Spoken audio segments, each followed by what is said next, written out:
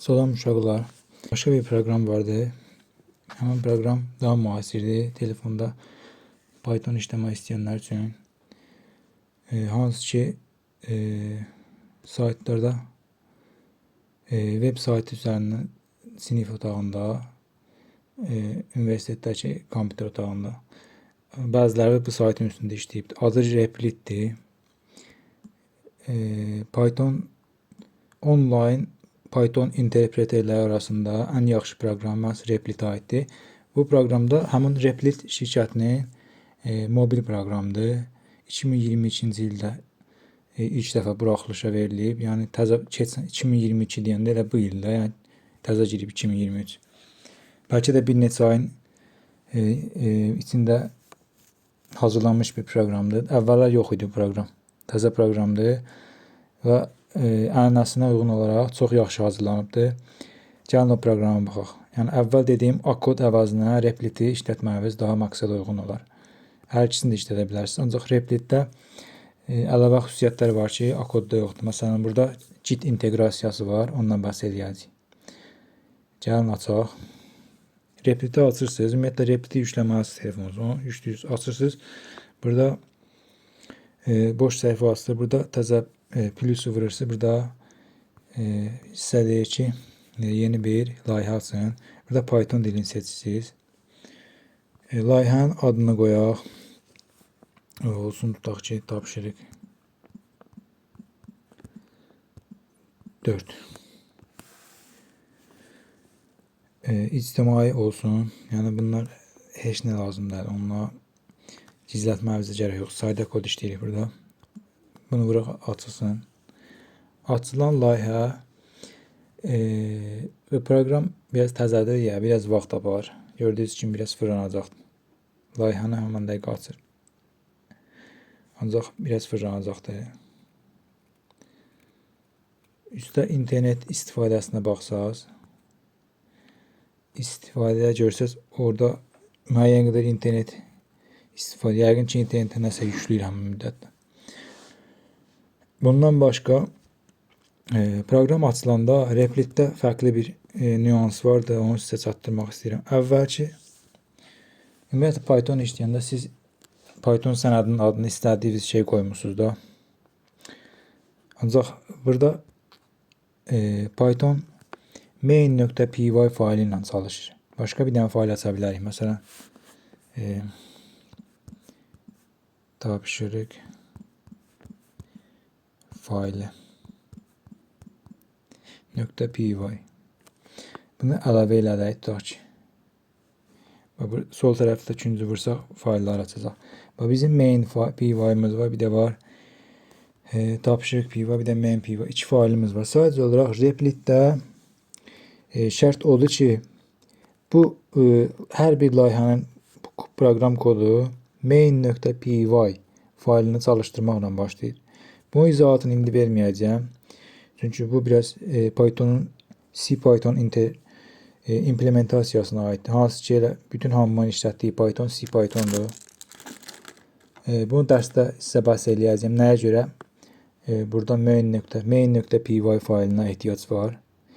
O demək deyil ki, biz tapşırıq faylı.py başqa faylları işlədənməliyik. Onu da işlətməyini də göstərəcəm.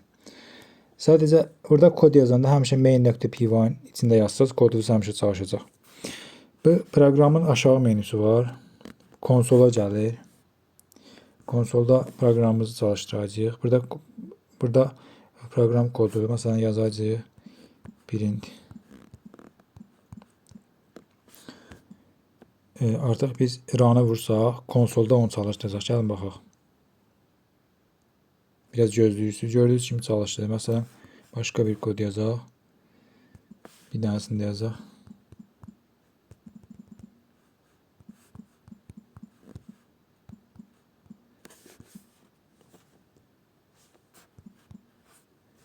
Yenə çalışdıraq.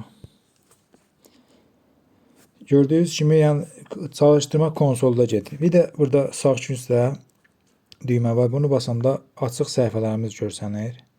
main.py konsol, bir də tapşırıq faylı py sənədlərimiz var. Gəlin, biz istəyirik ki, kodumuzu main py-dan yox, tapışıq faylı.py-da yazaq. Və gəl main-dəki hər şeyi silək. Onda proqramımız necə işləyəcək? Çünki mən dedim ki, replitin bu implementasiyası main.py faylından əsas işləyir. Əgər bunu silsək, delete basıb silsək, proqramımız çalışmayacaq. Deyirsiniz, gəlin yoxlayaq.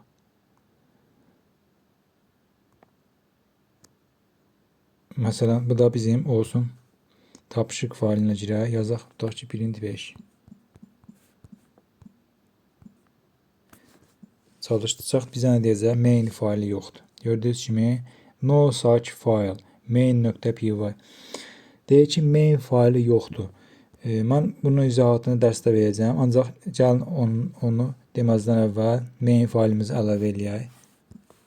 Geri qaytaraq yəni. Baxsaq, main faylımız vardır. İndi biz istəyirik ki, kodumuz başqa faylda olsun. Ancaq başqa faylı çalışdıra bilək. Məsələn, print 5-i yazdıq, main faylımız da var. Yenə vursaq, yenə bizə nəticə verməyəcəkdir. Gördüyünüz kimi, heç bir şey vermədi. Ancaq biz bunu necə eləyə bilərik? Məsələn, gəlirik bura. Tapışıq faylımıza giririk. Bunun içərisində proqram kodunu yazdıq, düzdür.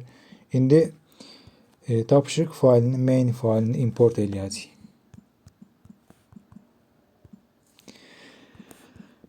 Tapışırıq alt xətt fayl. Biz importları dərsdə keçəcəyik, ancaq qısa bu proqramı işlətmək məqsədi ilə bunu qısaca çatdırdım sizə.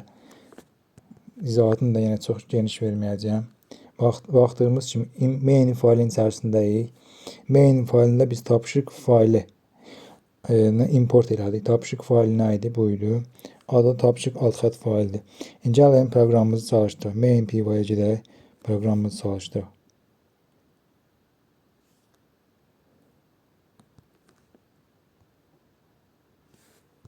Bir dəqiqə. Tapışırıq faylı. Tapışırıq alt xətt faylı.py.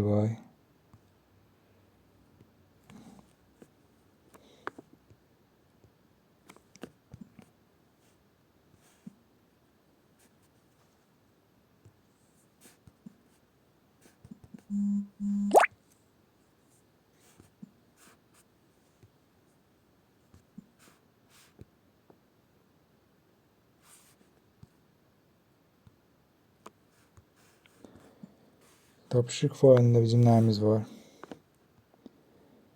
Printimiz vardı.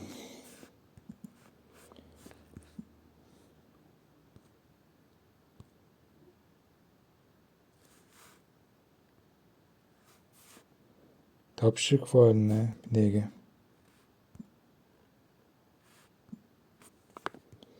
Problem import but unused.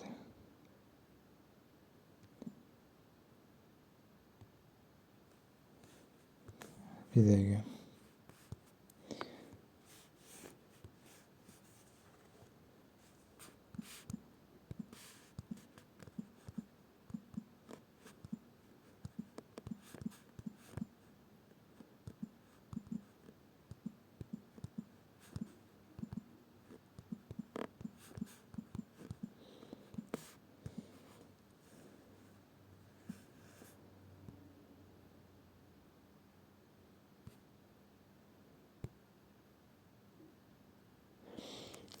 Gəlin təzədən çıxaq, daxil olaq. Çünki burada sadəcə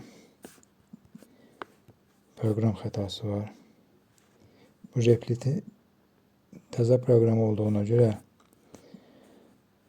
bir də çalışdıraq, olmasa təzədən açacağım bu faylı. Exit-i vuraq. Təzədən girəcəyik buna. Ola bilər ki, indeksləyəm, keşləmək, yəni indeksləyib keş yaddaşına verməkdə yaxşı hissə yazılmayıb da həmən proqramın həmən hissəsi. Ola bilər, ondan olar. Yenə proqramın açılmağa müəyyən qədər vaxt apardı. Bir dəqiqə. Main faylımız boşdur. Ancaq dolu olmalıydı. Main faylımızı gördüyünüz kimi problem bundaymış. Bayaq keçdə səhvliyə yol veribdi. Biz yox, Replit veribdi. Faylımızın adı nə idi? Tapşırıq.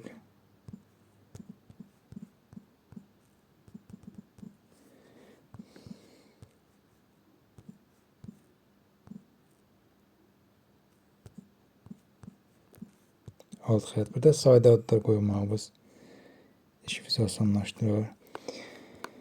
Gəlin çalışdıraq. Tapşırıq faylını çalışdırdıq və bizə nəticəni verdi.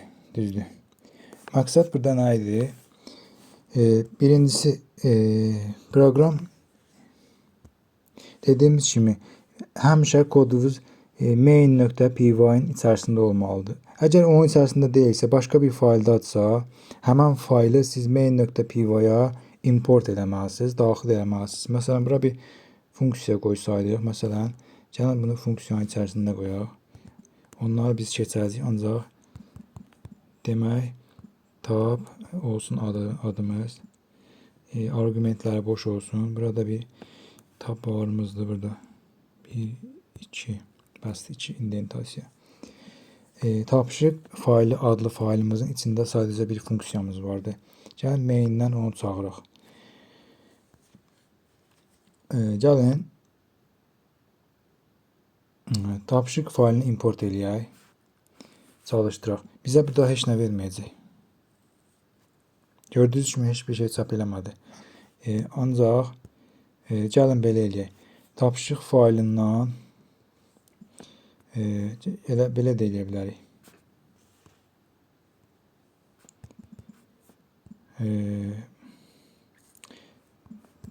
Tapşırıq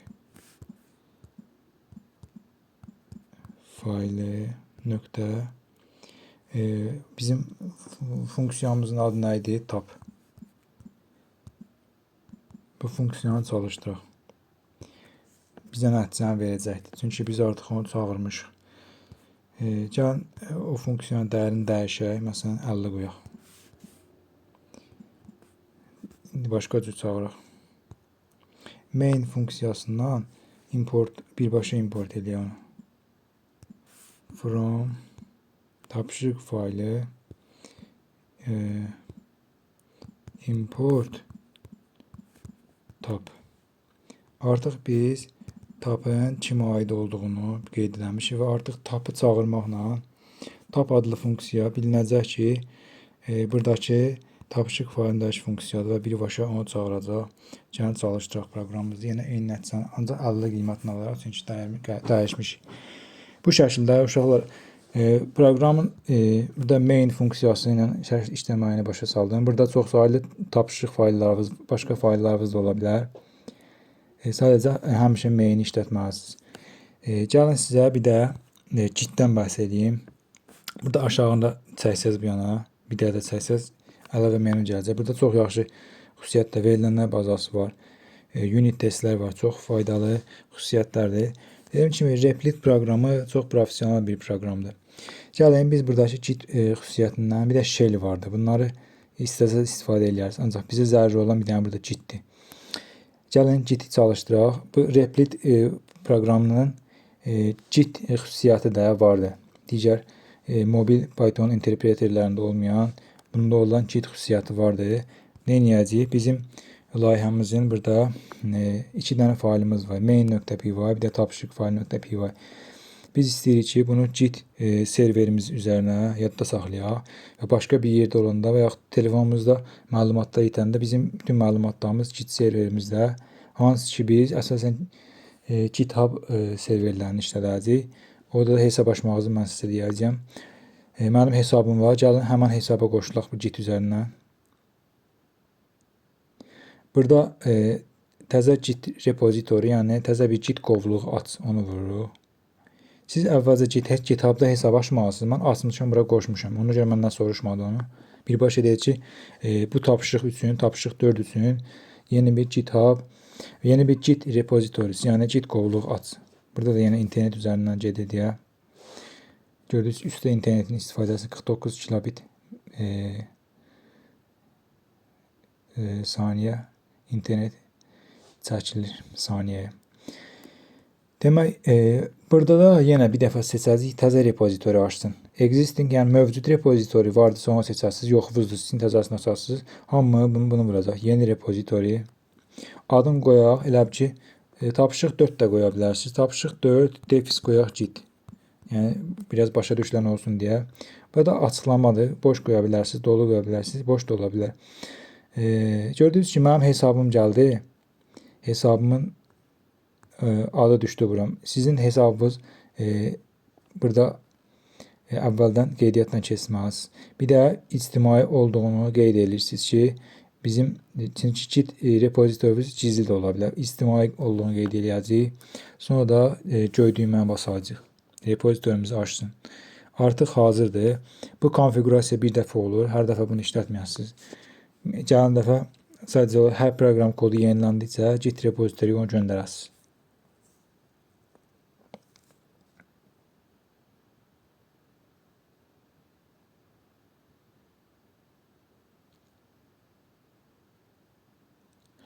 Yenə yeniləyir. Deməli, ilk commiti, burada commit nədir, onu mən dərsdə başa salacağam. Bizdə tərcüməsini bilmirəm nədir. Yəni, ilk göndəriş deyək də. Göndərişi özü eləyibdir. Gəlin qayıdaq proqram kodumuza. Burada tapışırıq failində və main failində təzə bir dəyişiklik eləyək. Print 50 yazsın, sonra print yazsın uğurlu.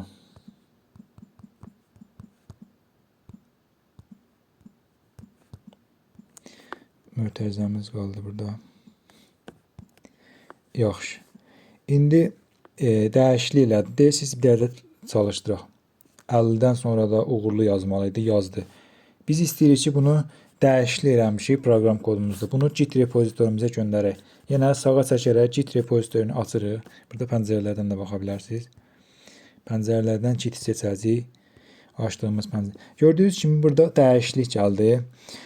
Two-staged files or folders. Əvvəl yox idi bu. Deyək ki, bu faillarda, bu da sizə aid deyil, bu PYC Python'un sistem failidir. Buna sizə aidiyyat yoxdur. Sizin dəyişikliyiniz buradadır. Burada eləyəndə buna da əks olunur. Deyək ki, bu faildə dəyişiklik vardır. Bunu sizin git serverinizdə yoxdur bu dəyişiklik. Sizin ancaq telefonunuzdadır. Bunu git serverə göndərmək lazımdır. Onun üçün bu commit'in adını yazırsınız. Açıqlama verirsiniz. Açıqlama mütləq vacibdir. Çünki açıqlama olmasa gördüyünüz bu düymə aktivləşmir. Açıqlamanı tutaq ki, yazırsınız ki, yeni kod. Tamam. Artıq commit'i vuracağıq. Yəni sizin git istifadəniz bu qədər olacaqdır. Yəni çətinliyin git çox çətin platformadır. Çətin də elə çox xüsusiyyətli platformadır. Sadəcə sizin istifadəniz bu qədər sadə olacaqdır. Bir dahasını da təkrarlayarıq.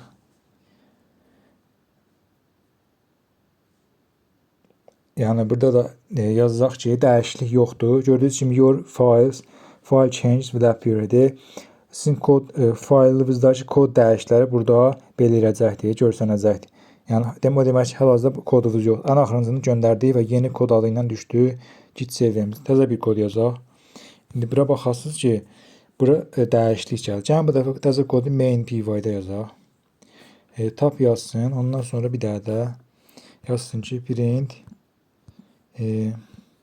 main yazsın. Main tamamlandı.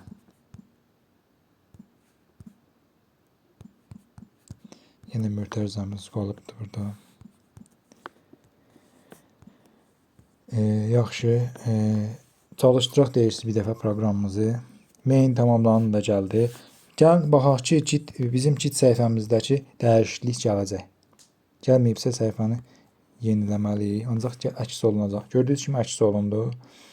Yəni bu proqram Replit telefon proqramıdır. Daha biraz gecikə bilər. Təzə yazıblar. 2022-ci ilin buraxılışıdır. Gördüyünüz kimi gəldi ki, main.py failində dəyişiklik vardı. Bu bizim əvvəlki commitlərimizdir. Deyək, main-də dəyişiklik var, bunu göndərmək lazımdır. Bura dəyişikliyin adı yazır ki, main dəyişildi. Bunu özünüzdən də yaza bilərsiniz. Yəni, məsələn, burada mesajda deyə dəyişildi. Mesajda stringdir. İstədiyiniz şey yaza bilərsiniz. Yəni, bu proqramlaşdırma kodu, bu adi bir git proqramdır. Commit'i basacağıq bir dəfə. Tamam deyib göndərəcək bunu.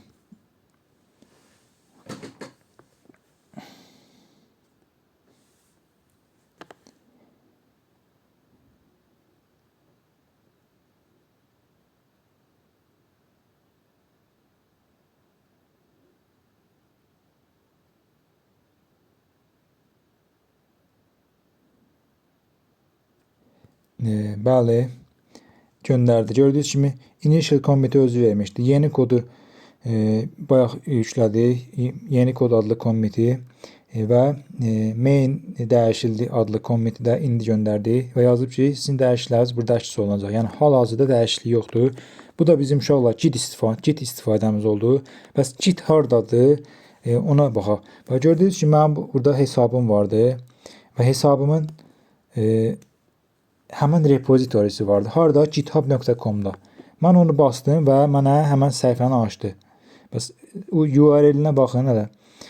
github.com mənim istifadəçi adım və tapşırığımın bayaq verdiyim bu repozitorinin adı, hansı ki tapşırıq 4 defis gitdir. Yəni bura hər şey qoya bilərsiniz. Tapşırıq sözünü yazmasanız da olar. Sadəcə biz bayaq belə qeyd elədik. Onu açdı uşaqlar. Gördüyünüz kimi tapşırıq mənim hesabımda tapşırıq 4 bizim repozitorumuzun adıdır. Bu mənim hesabımın adıdır və bu mənim Git səhifəmdir. Burada bizə nəyə baxa bilərik? Burada gəlin ən axırıncı göndərdiyimiz commitlərə baxaq. Bunu vursaq tarix. Bir də uşaqlar burada bunu vursaydı view kodu göstərsin. Mənim proqram kodum bunlardan ibarətdir. Məsələn tapşırıq faylında gəlin baxaq nəyimiz var. Ən axırıncı yazdığımız uğurlu. Gördünüz? Məsələn main py-də nəyimiz var idi? Yazmışdı. Main tamamlandı. Gördüyünüz kimi eyni də burada əks olunur. Məsələn bunu buradan view vura verib kod hissəsini tam kopyalaya bilərik. Bizə boş səhifədə tam kodu göstərəcək. Gördüyünüz kimi məsələn bu xüsusiyyəti çox vaxt işlədirəm. Burada biraz telefonda biraz çətindir. Burada select all var. Gördüyünüz kimi bunu kopyalayırsınız. Belə xüsusiyyətlər çoxdur. Məsələn, həmən kopyalamağı burada da verir deyəsən. Yoxdur. Çox vaxt elə kopyalayırıq. Məsələn, edit fayl eləyə bilərsiniz. Birbaşa məsələn, replitə getmədən burada edit eləyə bilərsiniz. Məsələn, tamamlandı. Nöqtə qoyaq. Yəni Git-in interfeysi burada commit eləyəcəyik. İstədiyiniz commit mesajını bayaq yazmışdı. Bura nöqtə də qoya bilərsiniz. İstədiyiniz şeyi qoya bilərsiniz. Açıqlama yazmaq üçün sadəcə açıqlama yazın ki, yeni. Sadəcə yeni yazın ki, gəlin də başa düşəsinlər ki, commit eləyəcəyik. Hazırdır. Gəlin bir də uşaqlar commitlərimizə baxaq. Tarixi vuracağıq. Commit tariximiz. Hamısını göstərəcək burada. Bizim commit tariximiz nə idi? Initial commit, main dəyişildi oldu. Sonra da bir dənə yeni adlı commit oldu. Əslində bir dənə də commit olmalıydı. Initial commit, yeni kod, main dəyişildi. Burada yeni kodu göstərmir. Onun səbəbini bilmədim. Yəni dediyim kimi replit proqramı yeni proqramdır. Nöqsanları vardı. Burada göstərir. Bayaq nəsə göstərməmişdi. Yəni overreplitlik deyilmiş. Gördüyünüz kimi yenilədim səhifəni göstərdi. Initial commit, yeni commit, main dəyişildi yeni. Və hər commitdə edilən dəyişikliyə də baxa bilərik. Məsələn, ən axırıncı yeninin üstünə vursaq, dəyişiklik nə idi? Baxın, burada üst sətr silindi, altdakı sətr gəldi və altdakı sətirdəki fərq bu nöqtə idi. Yəni GitHub çox yaxşı Git servisi verir, Git xidməti verir və bunu sayt üzərindən izləyə bilirsiniz. Bunun çoxlu xüsusiyyətləri vardır və bunların əlimizdən gəldiyincə sizə keçməyə çalışacağıq. Sadəcə olaraq sizə bunun zəruri qədər hissəsi lazımdır. Hansı ki, mən burada sizə göstərdim. Həmən zəruri hissə məhz bu Git hissəyə gəlib burada edilən kodda commit-i basmaqdır. Yəni ondan sonrası zəruri deyil. Onu artıq kim daha güclü proqramist olmaq istəyir, kim daha yaxşı şirkətlərdə işləmək istəyir, Git-i dərindən öyrənə bilər. Onda da köməklik eləyə bilərik. Məsələn, Git-i normalda mən platforma üzərindən işlətmirəm. Git-in sətirli kodları vardır. Məsələn, git fetch saytdakı serverdəki olan git dəyişikliklərini axtarır, tapır. Sonra git pull var. Həmin dəyişiklikləri çəkir, yəni yükləyir bilgisayara. Sonra git push vardı. Git push əmri bizim dəyişikliklərimizi serverimizə göndərir. Məsələn, git push məsələn forced vardı. Sonra çox sayda əmrlər vardı. Sonra git məsələn branchlar vardı. Branch bayaq main görsənirdi orada. Git switch məsələn main əvəzinə, məsələn məndə qaralama branch vardı. Qaralama branchına switch eləyirəm. Artıq proqram kodu oradakı vəziyyətə gəlir. Yəni git xidmətdir. Git xidməti GitHub servis, GitHub şirkəti tərəfindən necə deyirlər, sizə xidmət kimi, pulsuz xidmət kimi verilir. Normalda Git'in serveri, pullu serverləri olur. Və bunun da Git proqramının da komandaları vardır. Bunlar da istəsəz yazıb öyrənə bilərsiniz. Yenə dediyim kimi sizə zəruri olan, yəni bu təlim boyu zəruri olan Git istifadəsi bu düyməni basmaq qədər saydadır. Və etdiyiniz dəyişikliklər də GitHub saytından sizin hesabınıza girəsiniz. Oradan da tapşırığa girəsiniz. Oradan da izləyib baxa bilərsiniz. Yenə təşəkkürlər. Biraz uzun video oldu. Ancaq bu proqram da çox yaxşı proqramdır. Yəni bu proqrama dəyər bu video. İnşallah sizə də xeyirli olar. Hər birinizə uğurlar arzulayıram. Yəni bu proqramı mən deyərəm ki, hər bir istifadəsi yükləsin. Hansı ki, kompüter olanlar da, olmayanlar da. Çünki burada Git hesabınızı yükləyib proqram koduna baxa bilərsiniz. Təşəkkürlər, uğurlar arzulayıram.